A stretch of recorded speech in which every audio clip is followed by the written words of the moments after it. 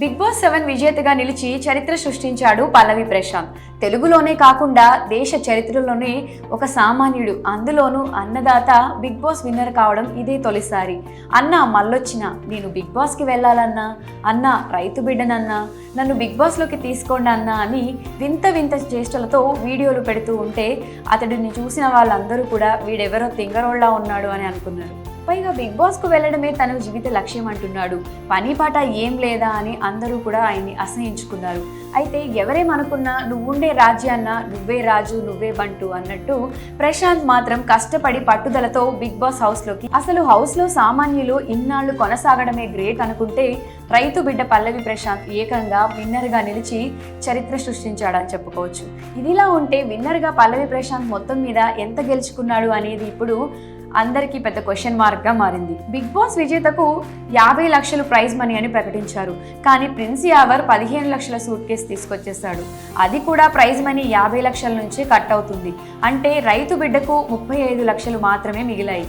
ఇందులోనూ tax, GST పోగా అతడి చేతికి దాదాపు 17 లక్షలు మాత్రమే అందుకున్నట్లు తెలుస్తుంది.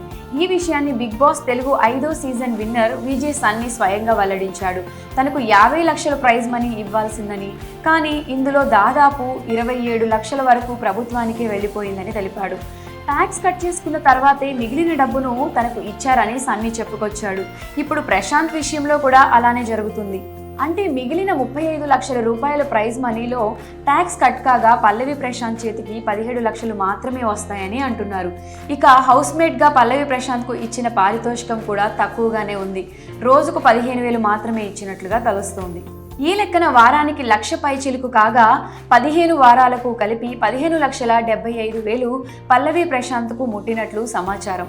మొత్తం 15 వారాల రెమ్యూనరేషన్ ప్రైజ్ మనీతో కలిపి ప్రశాంత్కు 32 లక్షల పైచిలుకు నగదు అందుకున్నాడు. అలానే 15 లక్షల విలువైన మారుతి బ్రీజా కారు, 15 లక్షలు విలువ చేసే వజ్రాభరణాన్ని సొంతం చేసుకున్నాడు. అయితే పల్లవి ప్రశాంత్ తీసుకున్న రెమ్యూనరేషన్లో కూడా ట్యాక్స్ కటింగ్స్ ఉంటాయట. ఆ కటింగ్స్ కూడా పోను ప్రశాంత్కు దాదాపు 25 లక్షలే చేతికి వస్తాయని తెలుస్తోంది.